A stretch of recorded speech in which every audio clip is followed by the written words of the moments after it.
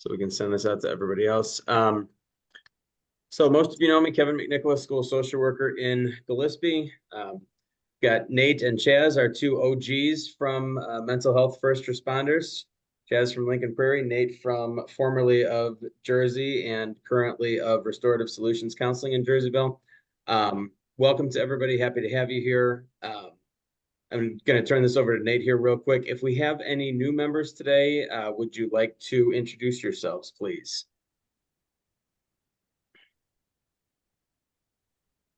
There you go.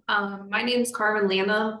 I think Stacy's probably been on a few of the meetings already before, but I work with Stacy Stotler at FGC. I am a Regional Substance Use Prevention Integration Coordinator. So fun little mouthful there for you. Welcome. Absolutely. Carmen, happy to have you. Carmen, I think we met at the last meeting, so happy to have you. Yeah, the advisory board. In our group here as well. Absolutely. I just made this comment to a former student of mine who's subbing in our district now. I said, this mental health world of ours is not a very big one, so we eventually cross paths with everyone, and I like it. It's nice because, you know, we got a lot of connections between folks. So awesome. Carmen, welcome. Happy to have you with us. And anybody else? This is Jamie Linhart. She has lost her voice, so I'm introducing her.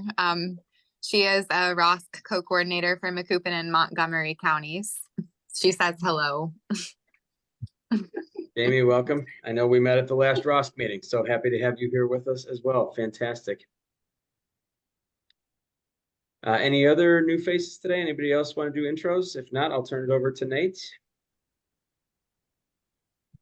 I'll go. I don't know. I've been on before, but I don't know that I've ever introduced myself. So if I have, I'm sorry, but I thought I'd go ahead and say hello, especially for other people who are new. I'm relatively new. My name is Shelley Miller and I work for Chestnut Health and I teach Project Alert to middle school students. I work with Mr. Lamore at Gillespie and some other rural areas. So I'm just happy to be here and learn as much as I can. Thank you. Shelley, thank you. So happy to have you with us and welcome. Fantastic.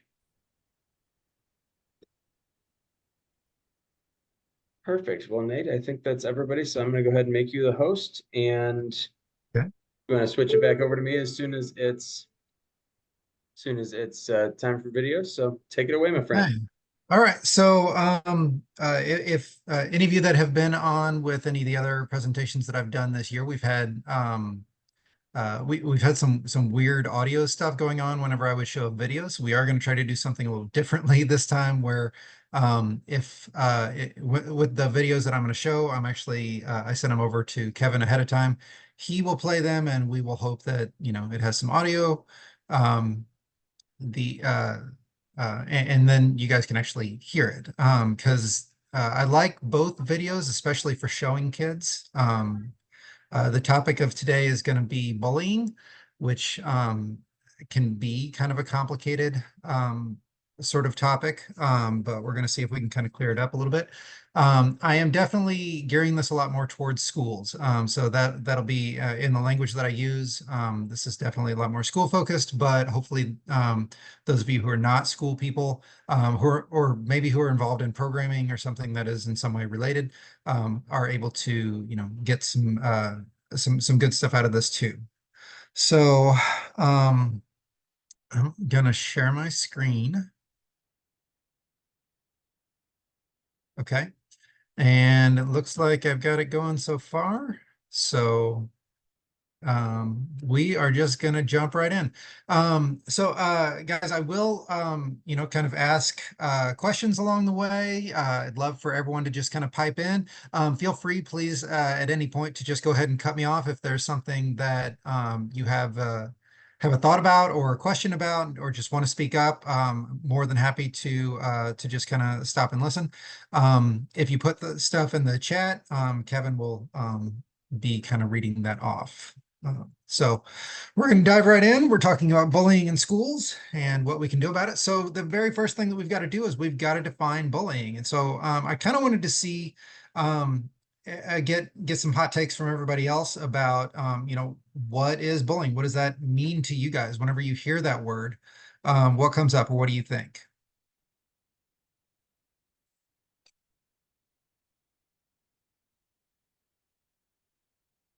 Well, I believe that it has to be repeated and it has to be an uneven power dynamic.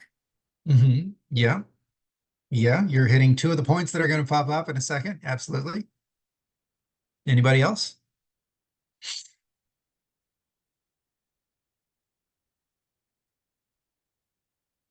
Okay, so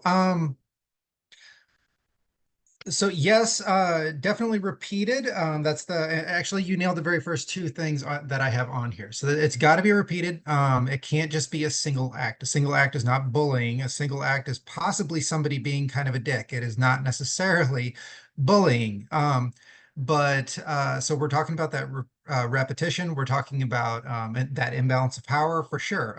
When there's kind of a level playing field, it's not really bullying. So sometimes we'll even hear, that bullying, but really it's like two kids that don't like each other can be the situation and wouldn't necessarily qualify as bullying exactly. Bullying is also unprovoked. It is not something that is justifiable, really. The bully might have it justified in their own mind, but that doesn't mean that it's, actually provoked in any kind of way. Bullying causes fear, harm, or distress. It also peaks in middle school. Any of my school people have to absolutely know this. I mean, middle school is like the peak of the drama. It is the peak of bullying. It is peak of all sorts of things. I think it's also, no coincidence that it's the peak of people not really feeling very good about themselves, and so I think that is definitely why we have that peak in bullying as well. It can be physical, it can be emotional, verbal, or it can be sexual. Though, whenever we're talking about in the sexual realm, we're also probably talking about kind of, is it bullying? Is it sexual harassment? Probably more likely to just go ahead and consider that to be sexual harassment. I mean, a lot of the core of that anyway, they're kind of related. So, some statistics that I've got for you guys. Half of all students will report that they have been bullied at some point. That means, I mean, out of the I don't know how many people we've got on here, 16 people. I mean, that would mean that like 8 of us have experienced bullying at some point. 1 in 5 12-year-olds are either repeatedly bullied or are the bullies themselves. 1 in 3 students in grades 6 through 10 are affected by bullying in some kind of way, and that doesn't necessarily mean that they are victims or that they are bullies. Could be that they are bystanders who are affected, and we'll get into a lot more of that later. But bullying is an issue that can be a school-wide issue, even when not everybody falls into those two particular roles of bully and victim. A third of all high school students also say that their school has a serious bullying problem. One of the things that the statistics that really stood out to me is this one: 6.6% of students in grades 9 through 12 have missed at least one day of school in the last 30 days because they felt unsafe coming to school. So that means like month to month, if you've got a school population of 100, which obviously would be pretty small, you've got, 6 or 7 absences each month that are purely related to bullying, right? I mean, so that really, it seems like a lot, kids actually missing out on learning, because they're afraid of getting bullied. Our LGBTQIA plus students, 86% of them report being harassed in school. A full third of them felt unsafe. So they are also definitely, common targets, or feeling targeted in a lot of ways by this type of behavior. Have to move this around. Okay.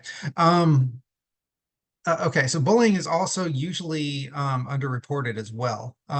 Kids are afraid of being called a snitch, which is a word that, we just got to get rid of. I'm going to go ahead and go into that a little bit more later on. But so kids, I mean, will feel trapped. They'll feel like they can't tell, like they'll feel sort of helpless.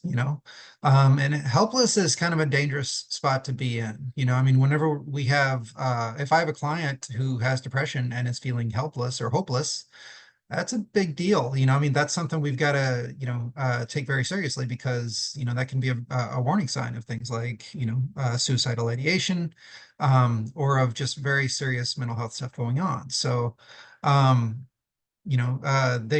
a lot of times just feel like they can't do anything. I think we do a really good job whenever kids are little about teaching them not to tattle. Um, and I guess I think of it like second grade kind of sticks out in my mind. That when I was a school social worker, that was kind of the youngest group that I would be working with was second grade. And so when I kind of think of little kids, and I kind of think of second grade sometimes, and I second grade, it would be that year where you're really kind of working on tattling with kids because they don't really have a concept of flexibility. I mean, if somebody's doing something wrong, well, the teacher needs to know about this, right? And so they tell on each other about things that don't concern them, that aren't really their problem. And so teachers and other adults typically, do a good job of really trying to emphasize don't tattle, don't tell on each other. I mean, the other kids even find that incredibly annoying if they're being tattled on, right? What we don't necessarily do though is emphasize the difference between tattling and telling, right? We if the only message that they get is don't tell on each other, don't tattle, and they don't understand that there are times where adults do need to step in, that a kid does need help, well, then we're kind of doing them a disservice. We as the adults are sort of setting the stage for this whole snitch thing, to become a problem later on. Whenever bullying is not reported, kids tend to feel very unsafe in school. And when kids are not safe, kids cannot learn. It is really that simple. I mean, if we want to have environments where kids are able to learn, we have to have safe environments. And the other thing that it does is whenever bullying is underreported and it's running rampant, then they don't really feel connected to the adults either. So it's also not really just a problem for the victims. It's a problem for the victims, obviously, but it's also a problem for the bystanders and the bullies themselves. Okay, so when we kind of break those things down, our victims of bullying, they can just flat out miss out on class time from being absent or avoiding certain places, maybe having to be in the nurse because they're feeling like they can't handle things right now, having some somatic complaints. But also if they're in the classroom and they're feeling unsafe, they might be completely overwhelmed and not really able to hear the lesson.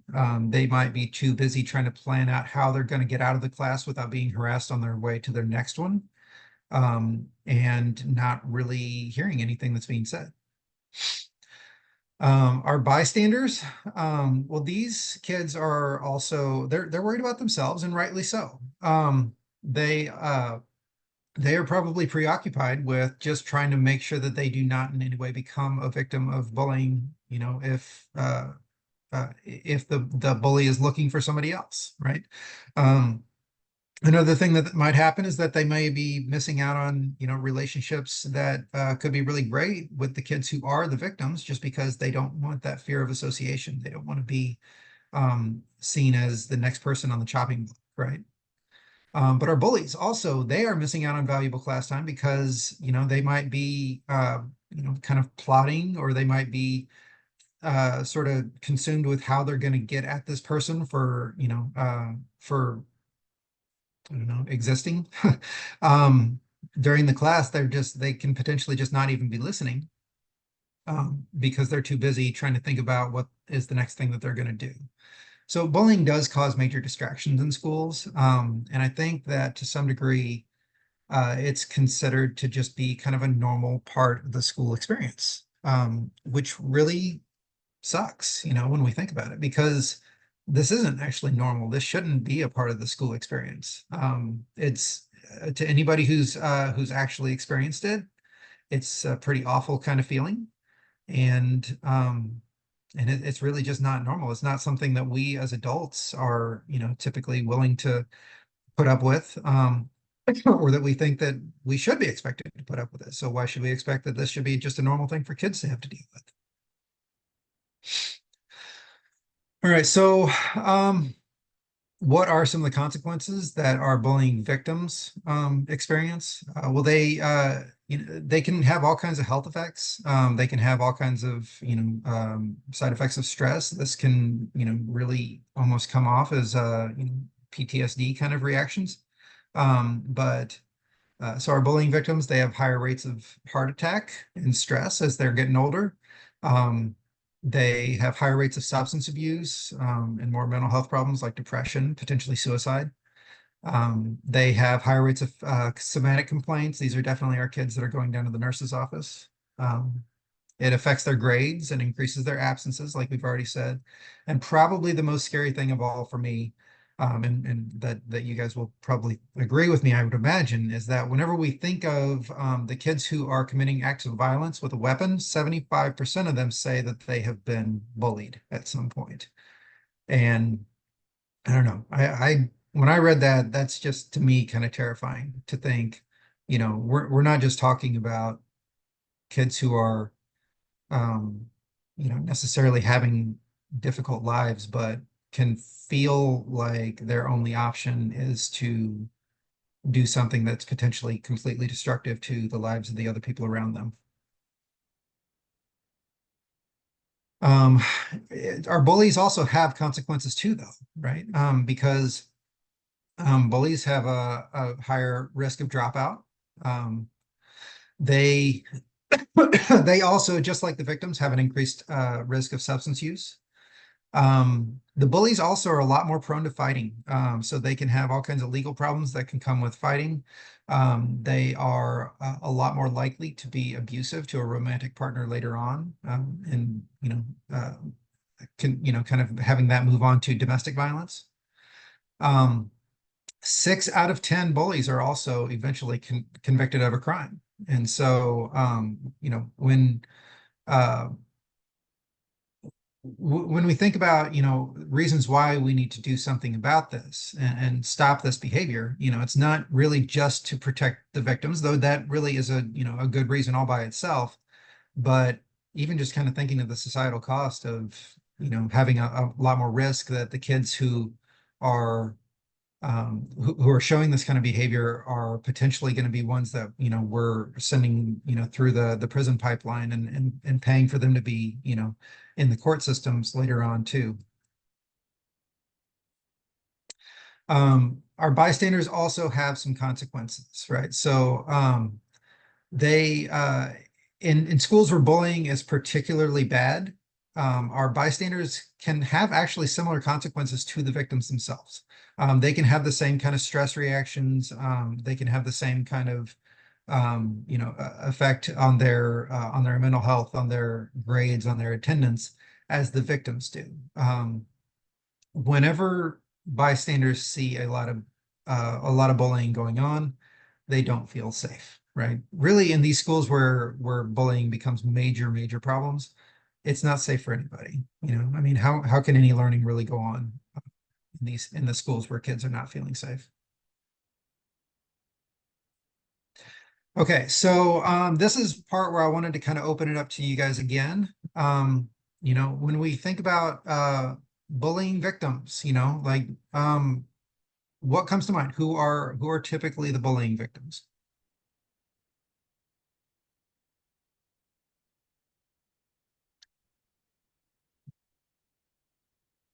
For me, Nate, a lot of the students who come and self-report are students within the LGBTQ community. And a lot of that is comments more, some things a little more overt through social media and stuff, but a lot of it's just comments in passing and things like that. Unfortunately, they tend to, students in the LGBTQ plus community tend to be very vulnerable to that, unfortunately. Yep.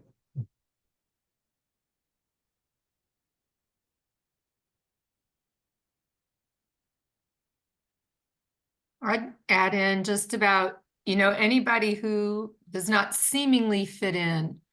And I don't know if, it could be socioeconomics, you don't wear the right shoes. Just anything about appearance, things like that. Yeah. Yeah, you guys are definitely right. I was gonna Um, add that, like, I don't know, I've always seen in schools, it's kids who feel like they're the other. mhm, Like if there's just one tiny little thing about them that makes them feel like the other in the room, then I feel like they just are, maybe it's easier for them to become victims. mhm.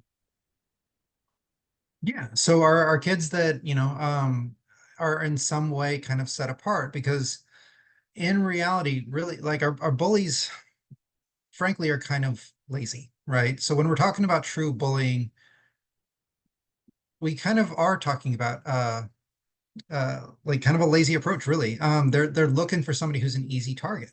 Okay. Maybe because there's a kid that's sort of passive or they don't really fit in, like you guys had said. Or maybe there's something kind of different about them that messes, that causes some of that anxiety or causes them to be kind of withdrawn, maybe as a protective feature. Maybe they have low self-esteem. Um, it's uh it's kind of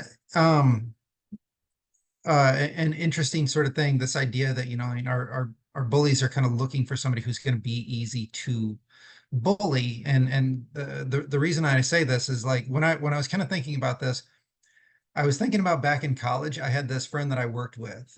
He played for the rugby team. He's a great big guy. I'm tall. I'm 6'1", right? He was about my height, but he's just a great big guy, really, broad shouldered, arms like tree trunks. He was a big guy. And if we would go out, if there was somebody who had something to prove, right, he was a guy who would actually get messed with. He was a really nice guy, but he would sometimes get messed with by, guys who had like a chip on their shoulder, something to prove, right? But this isn't actually the type of behavior that we see with bullies, guys who, because they're not going and trying to show something to prove by like picking on, somebody who's, kind of maybe at equal footing, right, with them, or somebody who's, they're not trying to um, bully the popular kid in order to try to, give themselves something to prove or something like that. What they're doing is they're looking for kids who are sort of set apart in some kind of way. They're looking for somebody who's smaller, maybe younger, but just overall, they're looking for somebody who seems like they would have a harder time defending themselves, right? And so when we kind of go into later on, what do we do about this? One of the things that we're looking to do is help kids to have, an air of confidence about them, and about how they kind of carry themselves, that also makes them look less like an easy target, frankly, because, I mean, bullies are just looking for somebody that it's going to be easy for them to mess with, and so if we can help kids kind of learn how to sort of project themselves, present themselves, in a way that's a little bit more confident, a little bit more strong, then we can kind of help arm them a little bit more too. So who are our bullies? This was the other one I wanted to kind of open up to you guys. When we think about in our minds, like the bullying kids, who the bullies are, who comes to mind?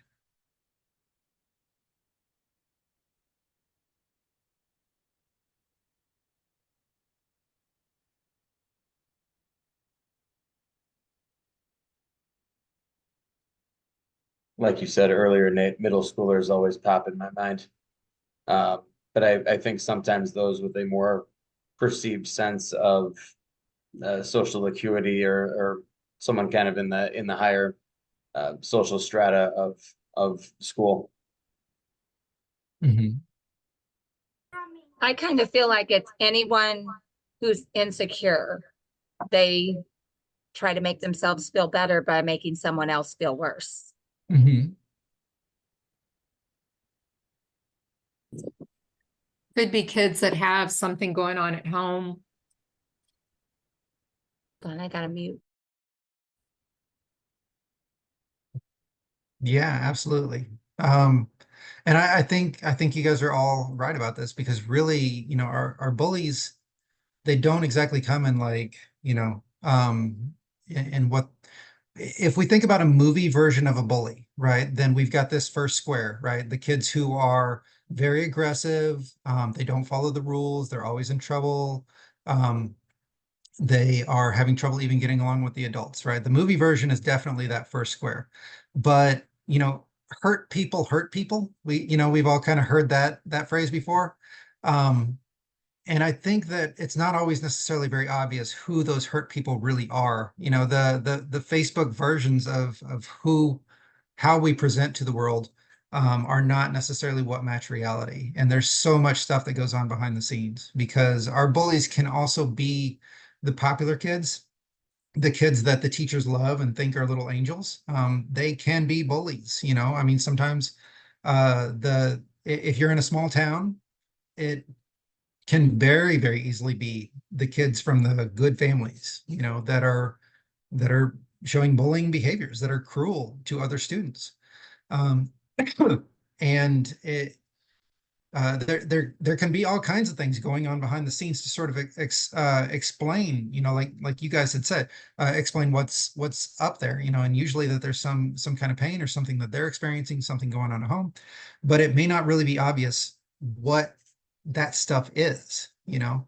Um, I mean, I don't know how many of you guys every now and then find out about something um, uh, about a problem that's been going on in like even a family member's house that you just had no idea about, right? I mean, that stuff happens because sometimes we don't necessarily know what goes on behind closed doors, you know, even when with people that we're close to at times, right? Um, so it's not like we can necessarily like scan through the crowd and look and think, oh, well, that's the bully because that's the kid that looks like they would in the movie, right? But it can be anybody, right? Um, a lot of times the bullies are going to be the kids that have that power and sway within the school, like Kevin had said.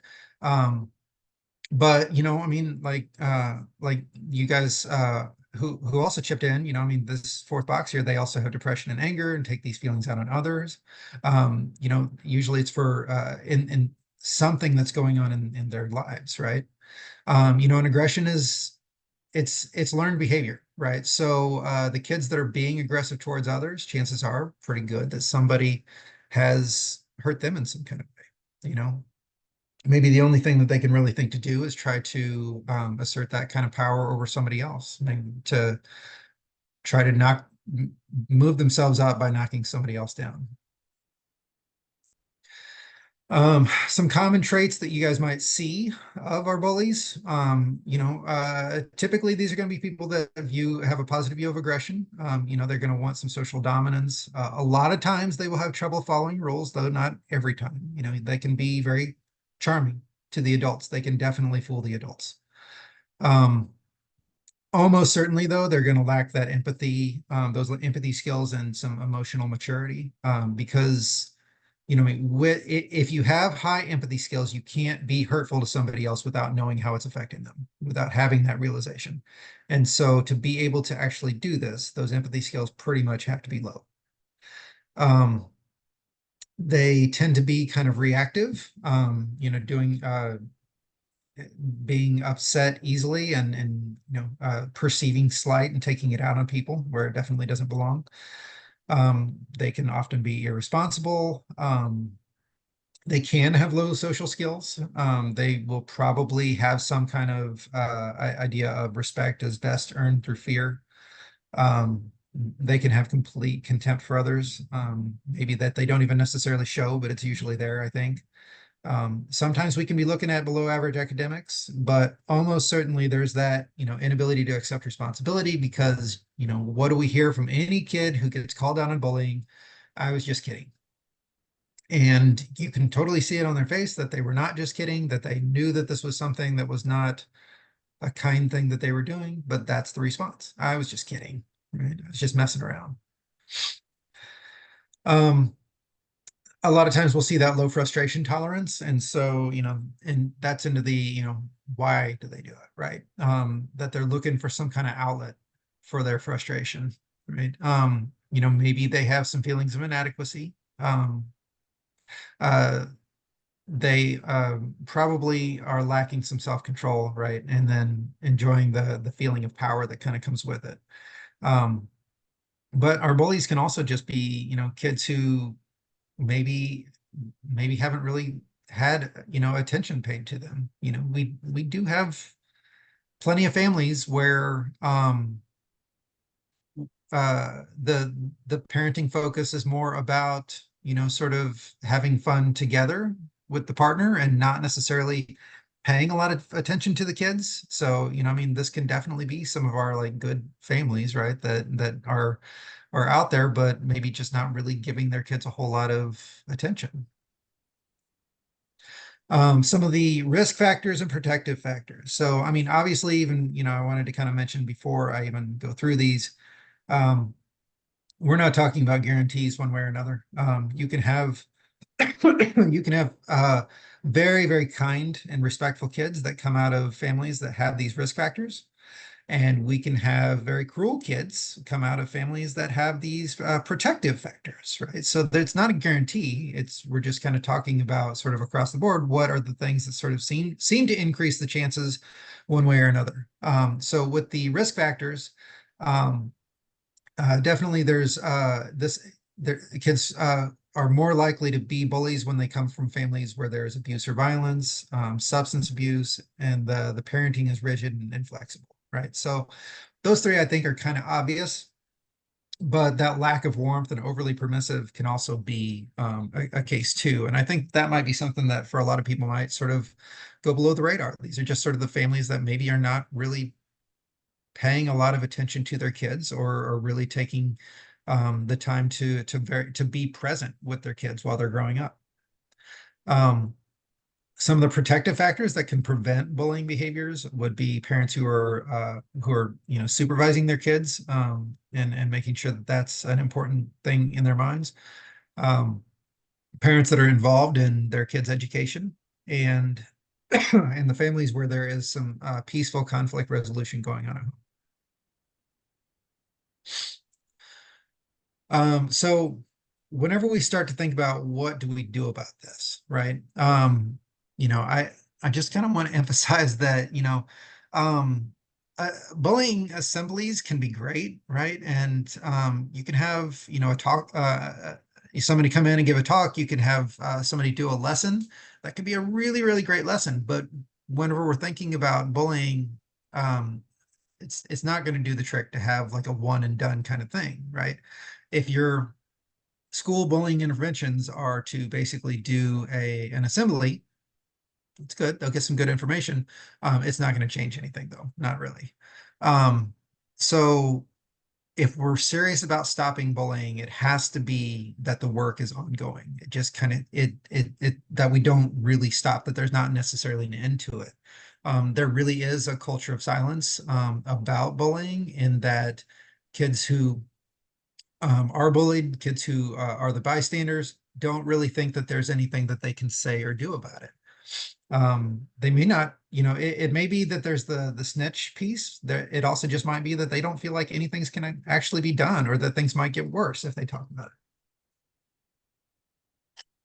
it. So when we work with kids about this, and when we're trying to educate them about it and trying to help things get better,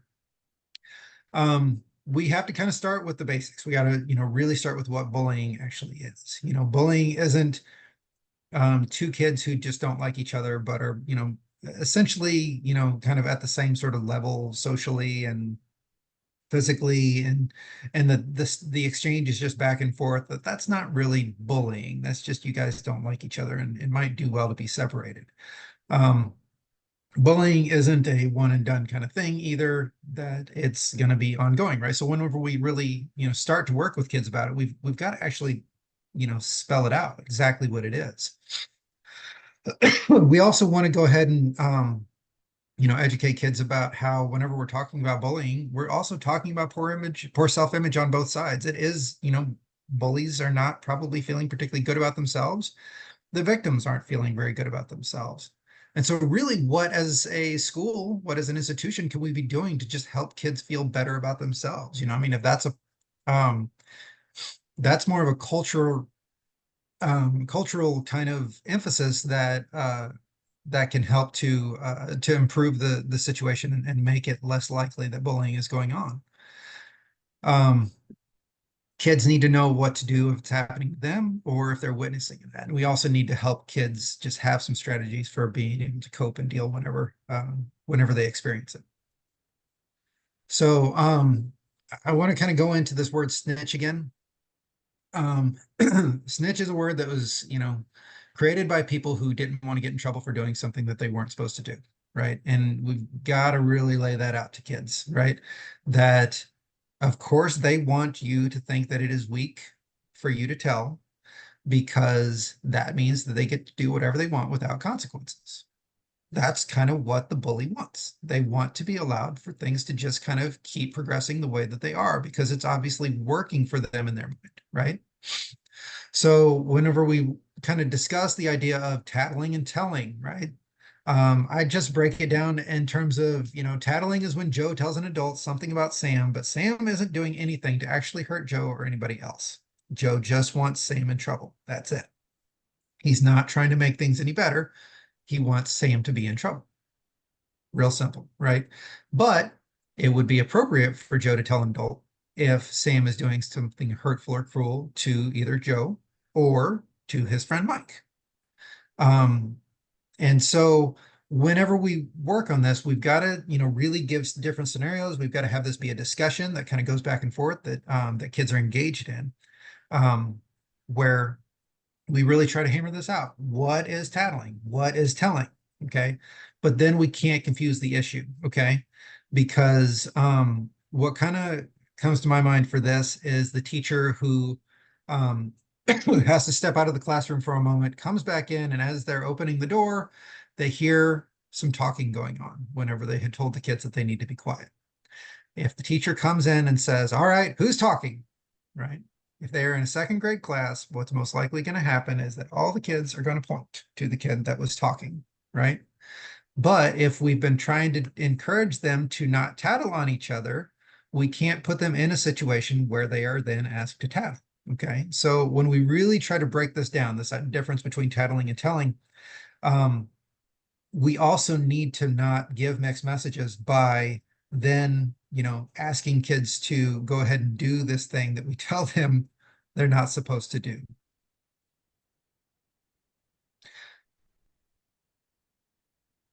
Oops, sorry, I need to go back. Okay, try to get this out of the way.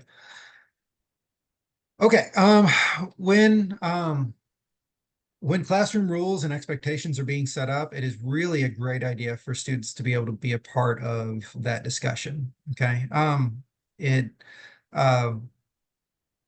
if they have some ownership and what the classroom rules are, then then we have a lot more firm of a footing to stand on whenever we try to enforce those rules, right? We can help develop empathy skills by having a lot of discussions about, about books where there's bullying, about movie scenes where there's bullying, and what is somebody feeling in real life scenarios, and keep, kind of really keep those discussions going, looking at what does it feel like? What does it feel like? What does it feel like? Just drilling that over and over again to develop those empathy skills in our kids. And the more that we can, kind of bring this up, the more that we can keep this as something that stays in their minds, right? As teachers, it's important, I think, for them to, commit to the students that they're not going to look the other way if they witness some cruel behavior or bullying. Which is why, really all of our staff should be on the same page about expectations, and what they're supposed to do if it's brought to their attention. So Kevin, I'm going to switch things over to you, so that you can play the videos. All right, this very first one. Here we go. This very first one is called "It Just Takes One," and it's a really powerful video to be able to show to kids about bullying.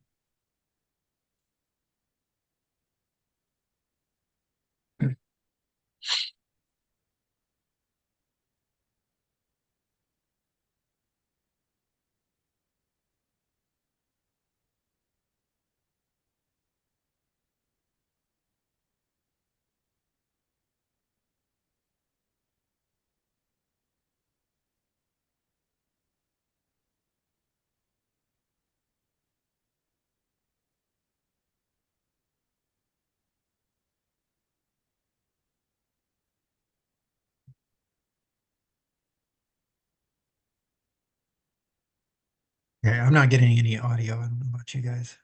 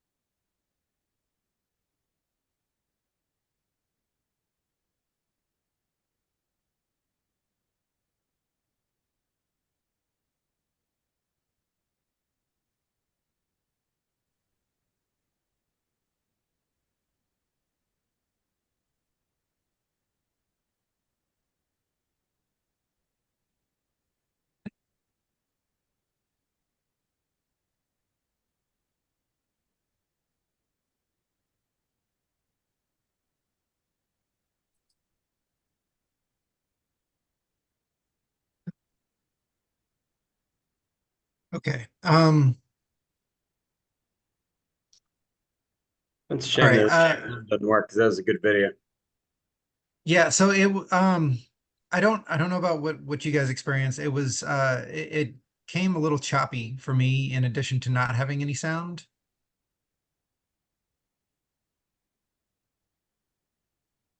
I say in the chat, unshare and share again. There will be an option for you to choose with audio, Kelly says. And give that a whirl. Let's see.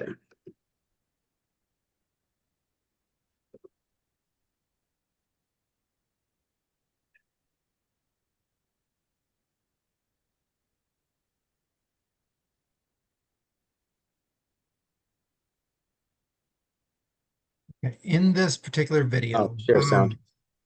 Hmm? Sorry. I just found an option for share sound. Do you want me to try that video again, Nate, or do you want me to just try the next one? well,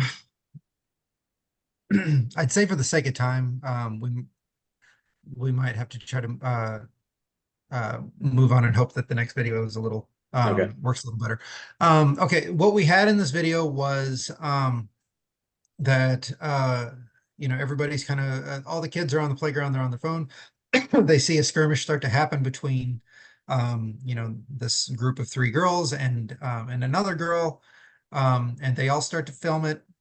The head girl sort of pushes down the one that's on her own, right? And then the other kids see this. One girl comes and stands in the middle of them, and then other students join her, right? The idea being what I used to try to tell students when I was in that role of school social worker, which is that you guys make all of the difference here. If you decide that bullying is unacceptable, then bullying is unacceptable. It really doesn't matter what the adults say, right? If you guys as a group say we don't treat people like this around here, then that's just the way it is. And so kind of showing kids that that's a great video for really uh driving home the point that the kids have all the power to decide what bullying actually looks like in their school, right? So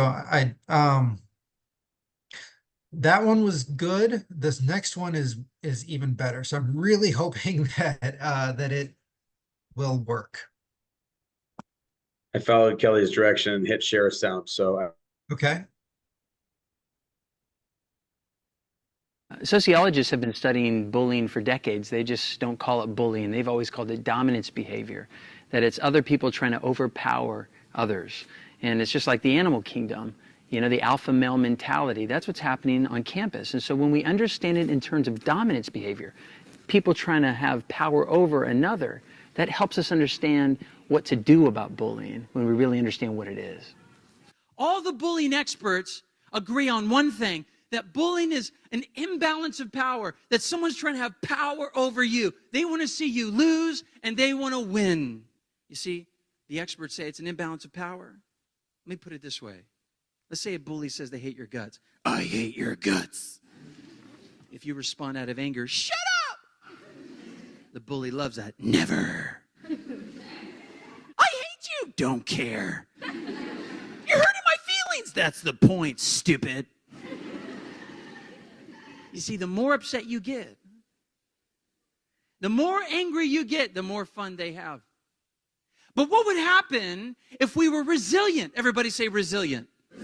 What if we were emotionally strong? Everybody say strong. What if we were mentally tough? Everybody say tough. Then no matter what the hater says, you wouldn't care. I hate your guts. That's nice. You smell like body odor. You're nasty. Thanks for the information. Your face is ugly.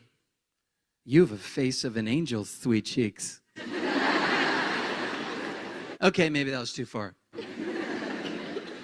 But how awesome would it be if you, the victim of relentless teasing and taunting or bullying, decided to not get upset, to have tough skin, to allow the hateful, mean words of others bounce right off you and not care what the other person says? See, some people say, well, Brooks, doesn't a person have to have a high sense of self-esteem to be able to do what you're asking? Don't they have to have, self-confidence or a high sense of self-worth? No, they don't. If you explain to students that bullying is nothing more than a game about winning and losing, and that the way that they can win is by not getting upset, and the bully will lose. And when people lose, they don't like playing the game, so they'll leave you alone. When you explain that to a student, it's simple, it's concrete. It's not abstract, it's not ethereal, it's not complex, it's simple. Don't get upset no matter what they say. I'm not saying it's easy, but in logic, it's very simple. Now, it's important to know this. When I say bullying, I'm only talking about when someone's hurting your feelings. If you can understand bullying in terms of someone hurting your feelings, then the solution is very simple. But some people think bullying is more complex than hurting your feelings. They think bullying is like violence. Let me make it very clear. When I say bullying, I'm not talking about when someone punches your face. I actually believe that, you should get upset if someone punches your face. That's not bullying. That's called assault and battery, okay? Don't just stand there. It's all good. No, dude. If someone straight up punches your face, get upset. Why? Because that's a crime. That's not bullying. It's a crime. And crime should be punished. And if you ever feel like your life is in danger, you should be protected. You should reach out for help.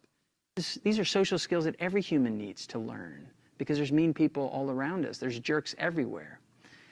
I've discovered that when you empower kids to solve their own social problems, 3 things happen.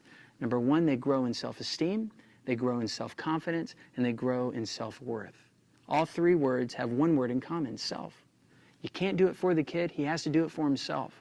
And only when he solves the problem for himself does he grow in self-esteem, self-confidence, and self-worth. And that's what we should be doing. Every victim of bullying deserves the right to be taught how to solve their own social problems. And that's what we need to move towards, I believe. Now, in this game, I want you to call me an idiot. I'm going to try to get you to stop being mean. You can make fun of my high forehead, my pointy nose. You can make fun of my ugly clothes. Here's how the game works. It's pretty brilliant. I'm going to try to get you to stop being mean. And if I can stop you from being mean, I win. But if I can't stop you and you keep being mean to me, you win, okay? So the goal is not to give up. You call me an idiot and you keep making fun of me. I'm going to try to stop you. On the count of 3, everyone say action. 1, 2, 3. Action! Call me an idiot. You're an idiot. What'd you say? You're an idiot. You're an idiot. You're ugly. That hurts my feelings. Yeah, like I care. I'm going to get you in trouble. Sure, short stuff. I'm taller than you. Shut up. You call me an idiot one more time and I will windmill kick your face. Like I care. Like you could do anything in those clothes. These clothes are freaking awesome, okay? Sure, plaid and sweater vest. Oh, you have eyes. You can see. Stop being mean. I hate your face. Stop being mean. I hate blonde people. All right, give her a big hand clap. She did great. All right, now hold on. Good job. All right. I tried to stop you. I couldn't. You did a great job. We're going to play one last time. Same rules. You can call me an idiot. I'm going to try to stop you. Don't let me stop you, okay? You keep being mean to me. You think I can stop her?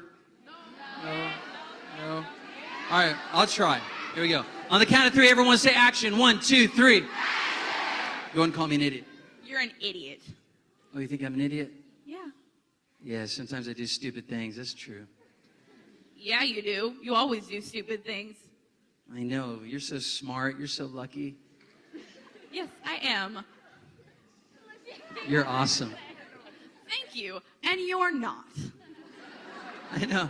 We established that. Cool. Look, my happiness is not based on whether you think I'm cool or not. I'm going to be happy even if you hate my guts. Okay. And I'll always be nice to you, sweetheart. Okay. No. Isn't she lovely? Thank you. You're welcome. I won. Give me a big hand clap. That was awesome.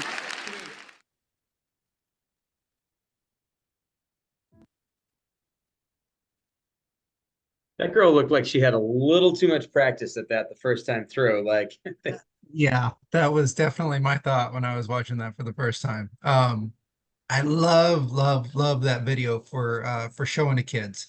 Um, because it's just it's so good for actually teaching something that that they can actually use, right? It's not just the thing that they're hearing from everybody else, which is just just ignore it, right?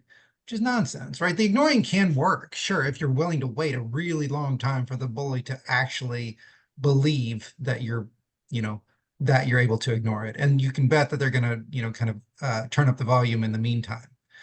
um Kids are also hearing, you know, just just tell an adult, right? Which is good. That's, they should be hearing that. Um, but as a strategy, showing kids this, that, if you can actually respond in a certain way, you make it so it's not really fun for that person anymore, right? And so it's tough. It's definitely very tough because you have to have a serious plan kind of going into that situation and an ability to really handle that.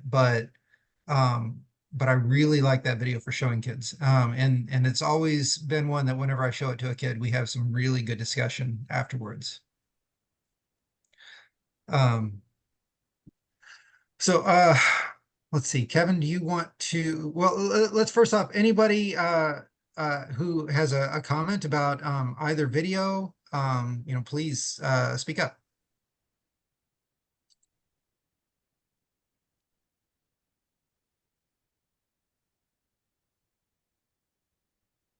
I'm going to share those with my district staff, Nate. I just love both of those. I thought the first one, again, sorry about the audio, Kelly, appreciate it.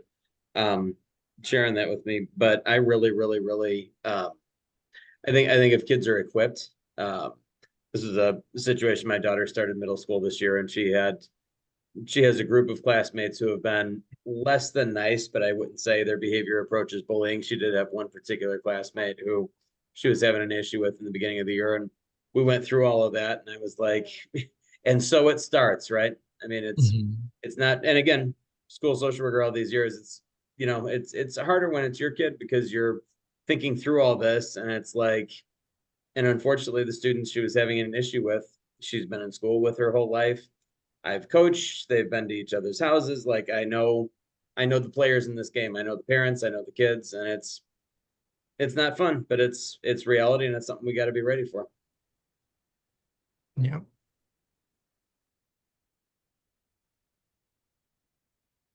Anybody else have any thoughts?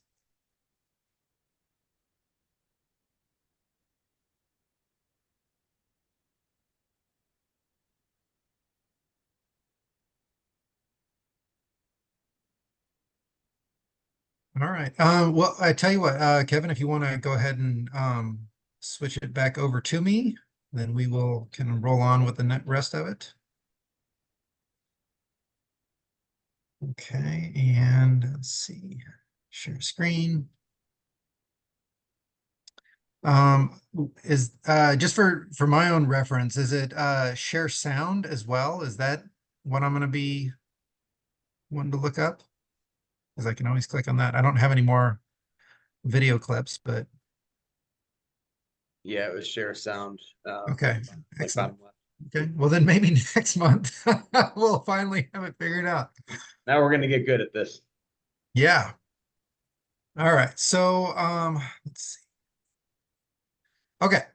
So when we're talking about helping the victims to build some skills, right?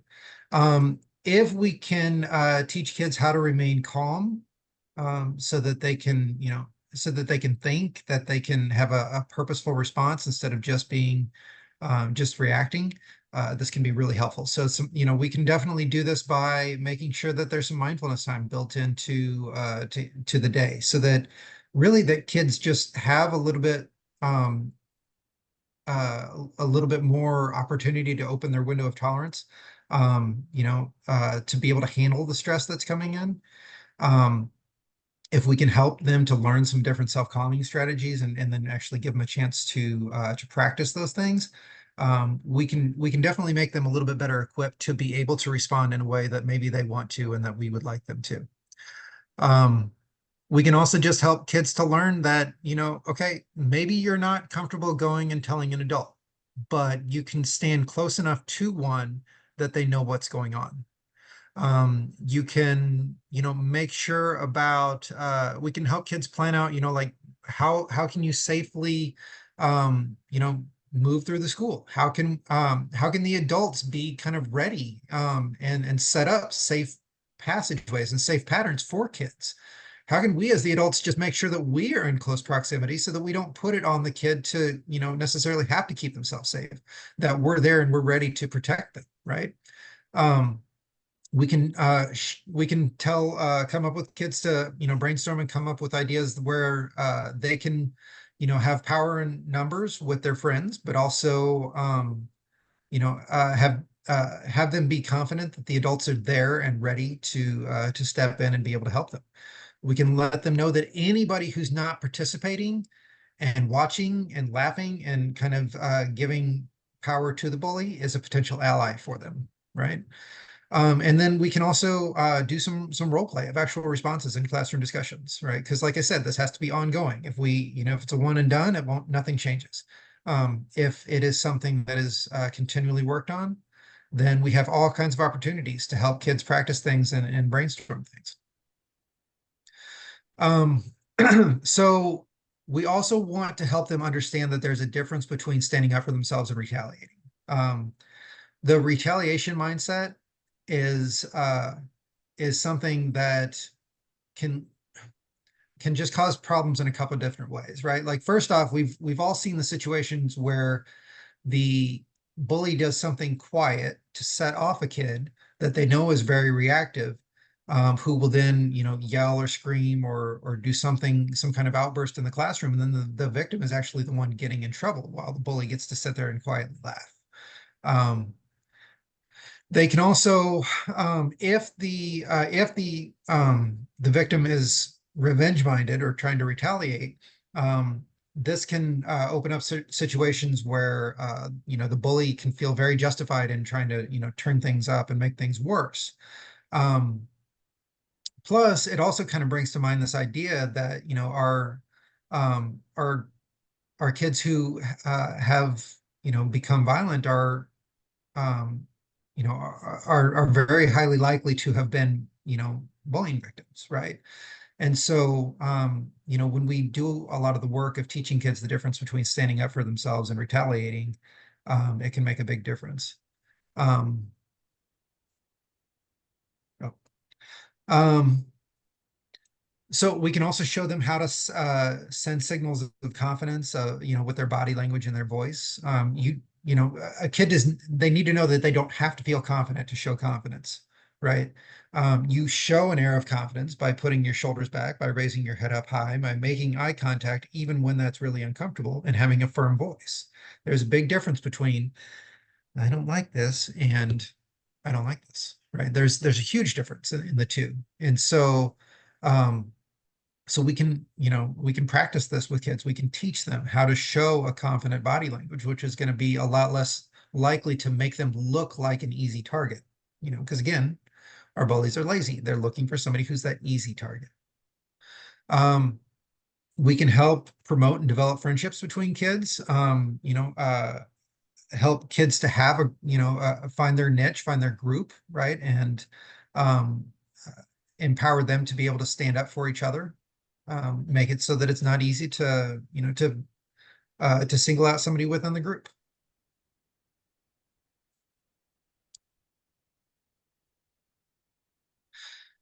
So we also need to help our bullies build some skills too, because they definitely know what's right and wrong. We don't need to show them, to build up those skills of having, that knowledge of right and wrong. They already know it. They wouldn't want to experience what they're doing.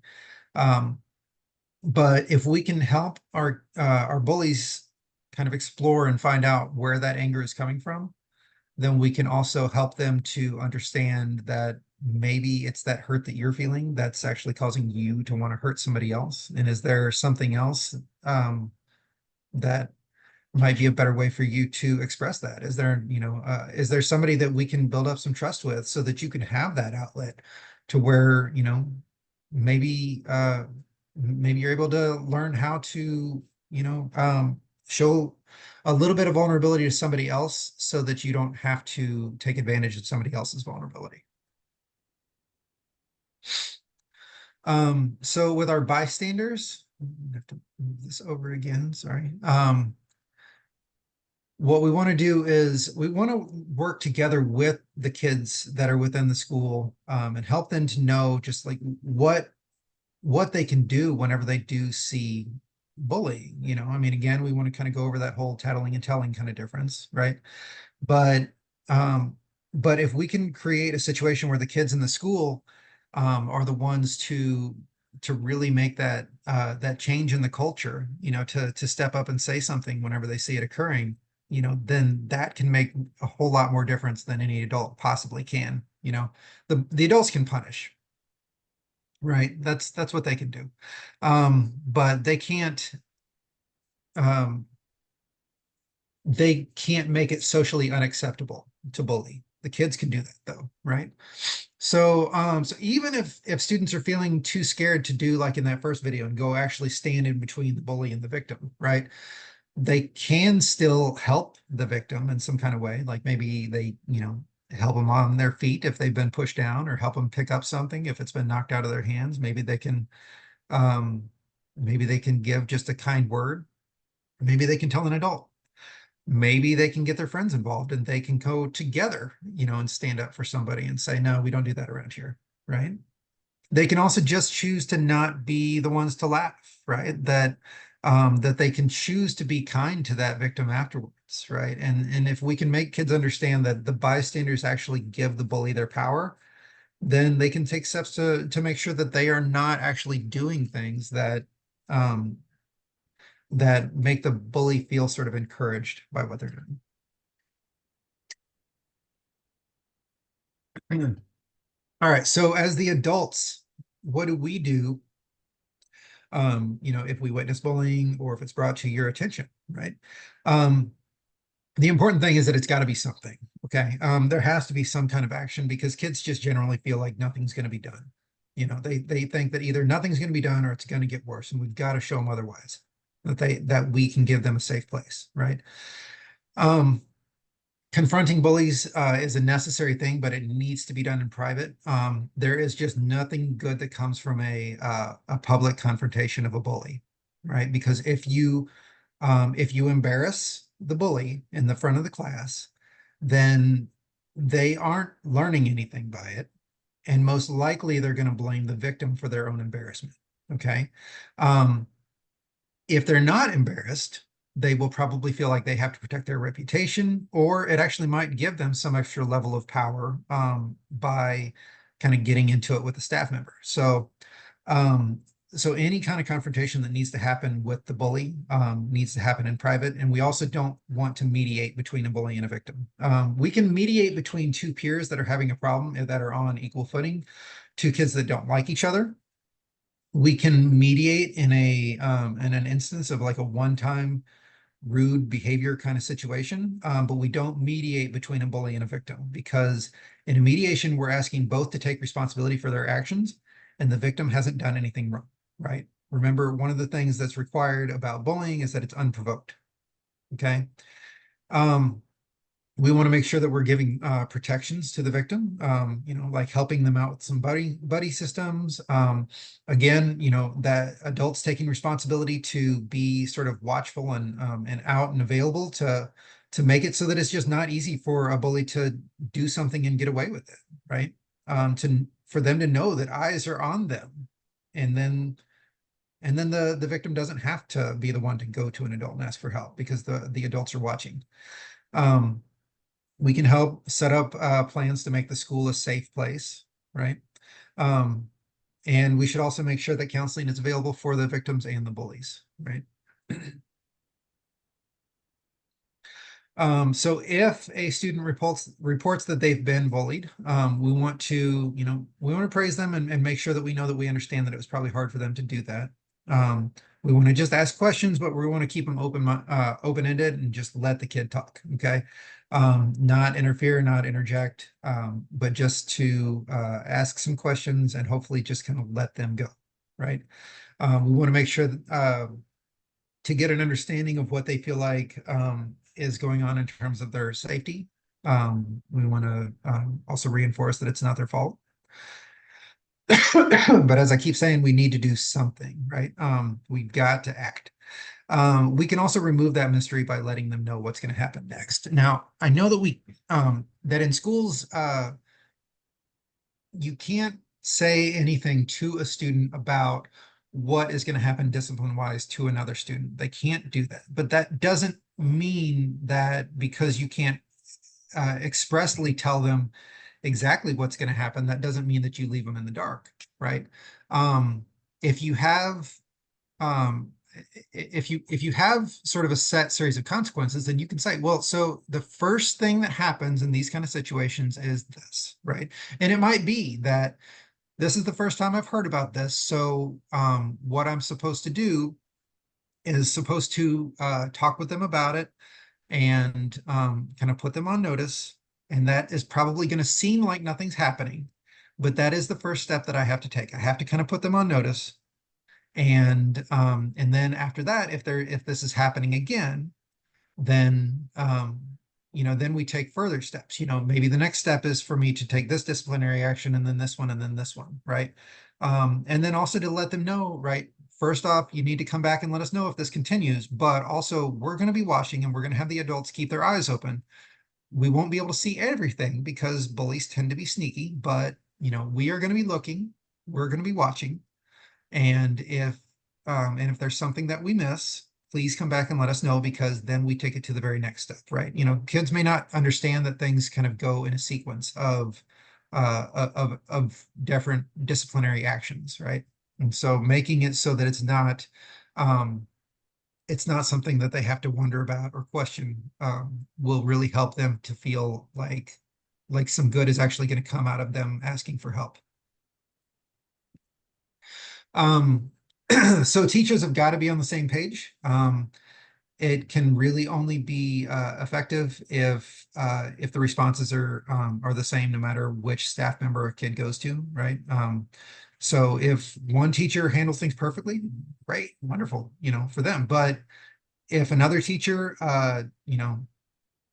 makes things worse or just takes no action, doesn't do anything, then we are just letting kids know that this is a safe part of the school to be a bully in, and this is not, right? So just make sure that you're not in this part of the school if you're going to bully somebody, right? That's the message that we're given, and that is definitely the wrong one. So I'm bringing up social media concerns. This is kind of similar in some ways to some things that I brought up last time whenever we were talking about harassment. But just kind of in general about social media, that's a place where a lot of bullying takes place now. Teenagers want to be grown. They want to act adult, but they don't really have the experience to be an adult, and they need guidance about what's appropriate and what's not, and they're not going to see appropriate material online.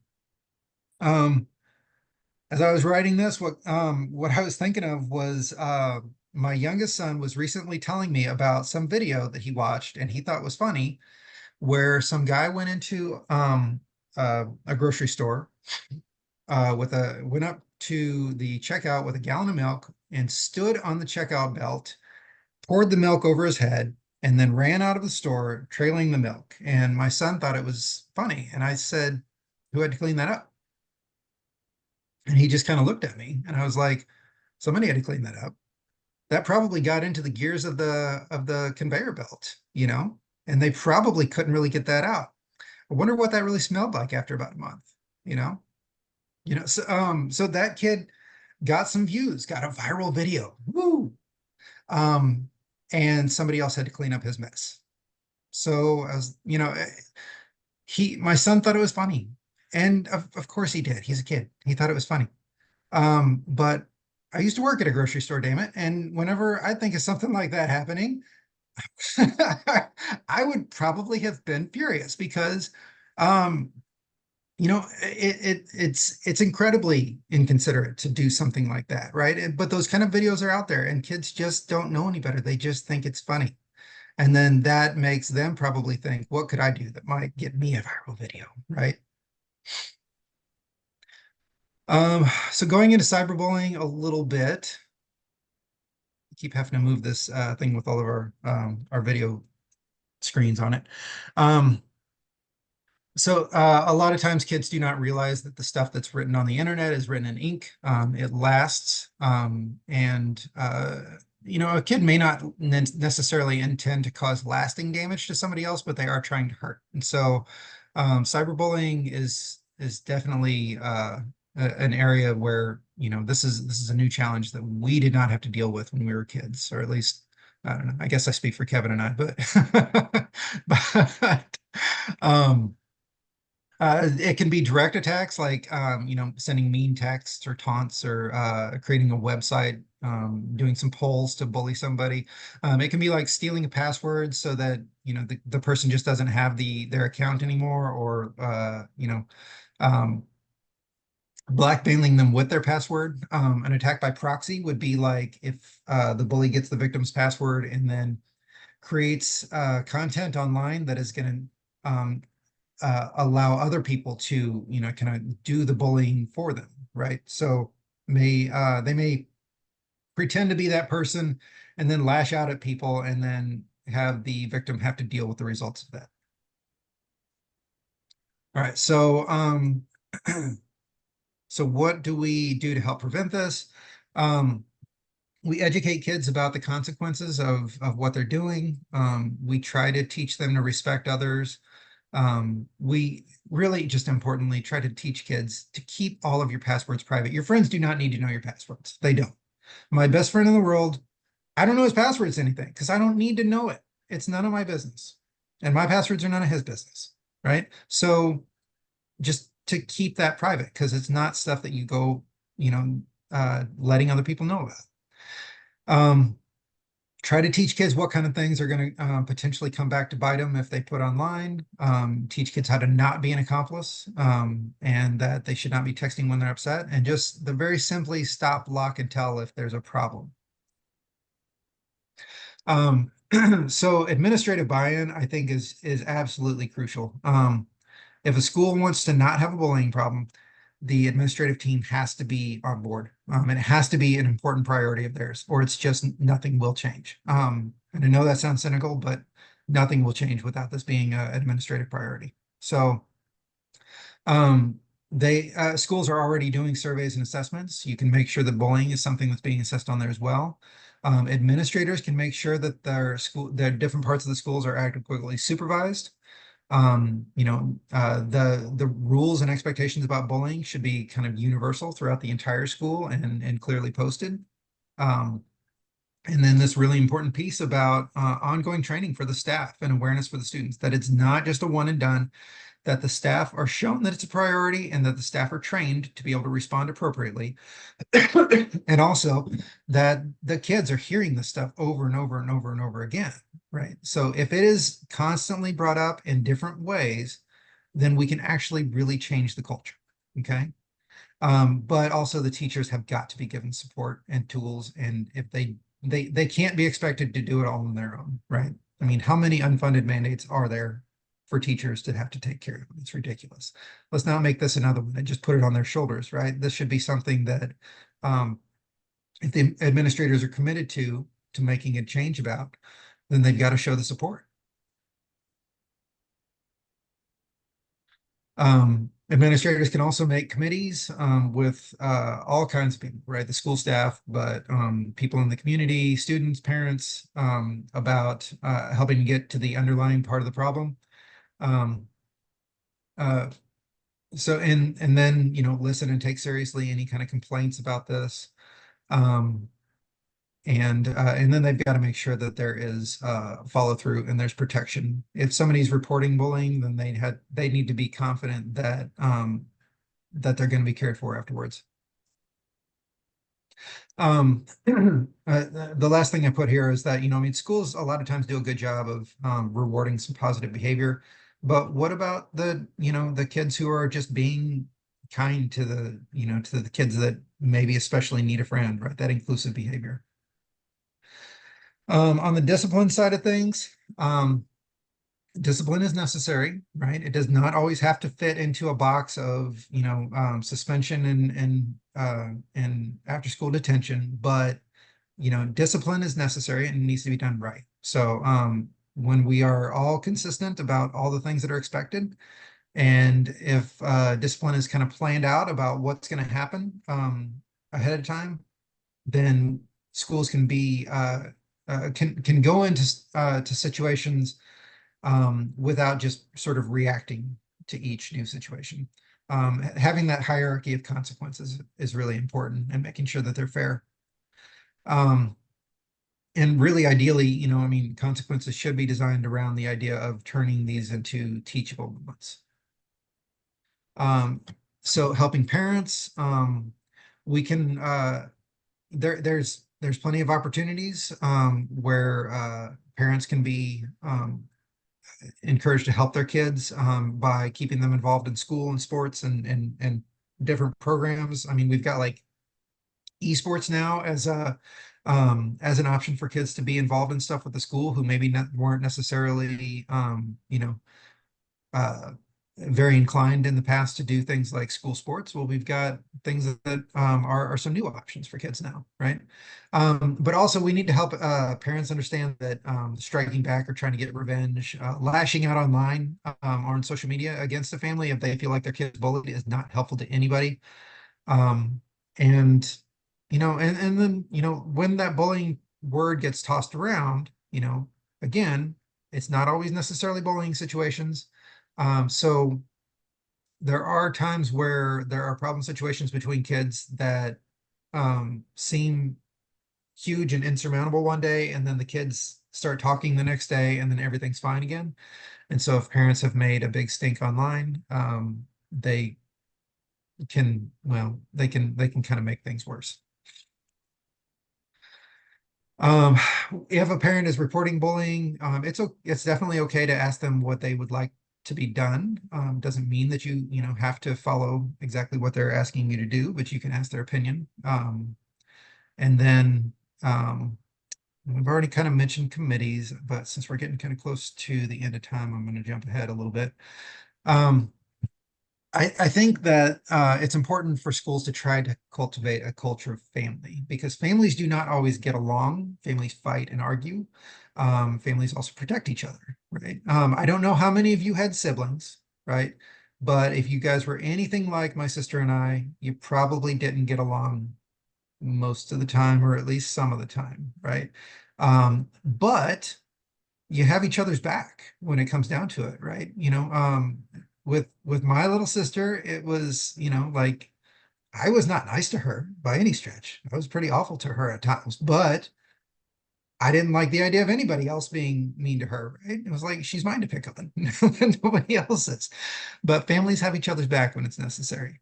Um, so we can definitely, do the work of helping them to be armed against bullying, but we can also, have kids have a chance to, practice some skills together to make friends and get closer, right? The idea of teaching assertiveness, I think would probably be a really boring lecture. And so this could be something that you make fun, have everybody involved in a classroom, right? Have kids practice standing up for themselves and practice that idea of standing up straight and using eye contact and being direct. And I'm going to press escape out of here for a second because one of the things that I looked up, you could, have kids have some G-rated insults like these, right? Some of my favorites. You're a crunchy lizard. You're a cotton-headed ninny muggins. Thank you, Will Ferrell. You like pork chops. You smell like a bag of wet grandmas. I think that was my favorite that I saw. I bet you like burnt marshmallows in your s'mores, right? So just kind of, going through together in a fun kind of way, some of these G-rated, not very insulting insults, right? And then having kids have a chance to respond how they would act, right? It's a way that they can all have fun and be able to actually practice something that could be a very serious skill for them.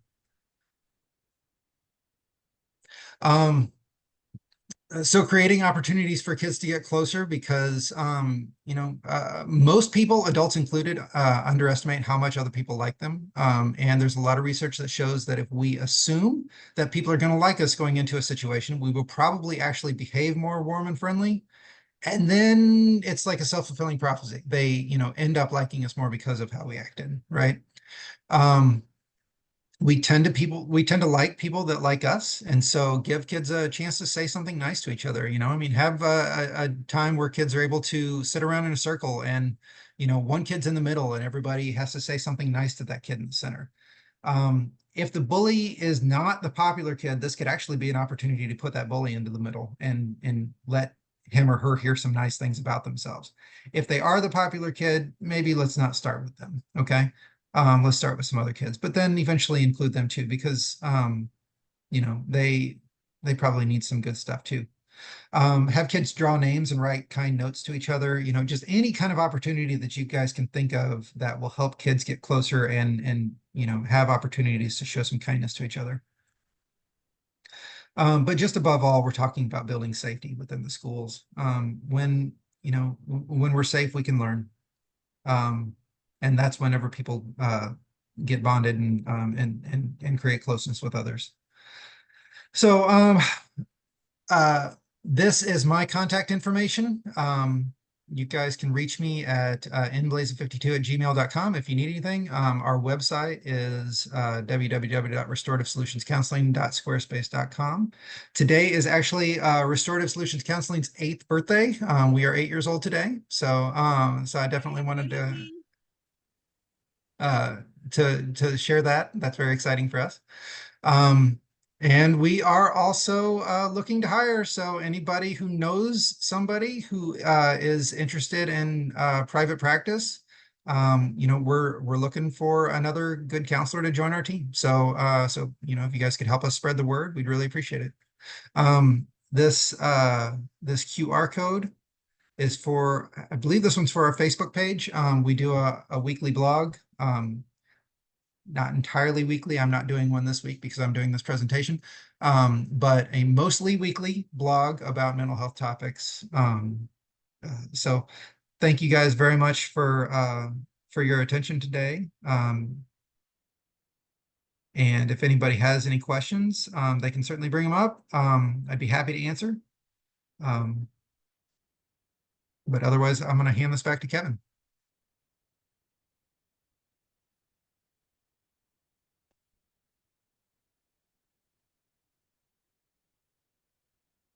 Nate, terrific as always, my friend. Much appreciated.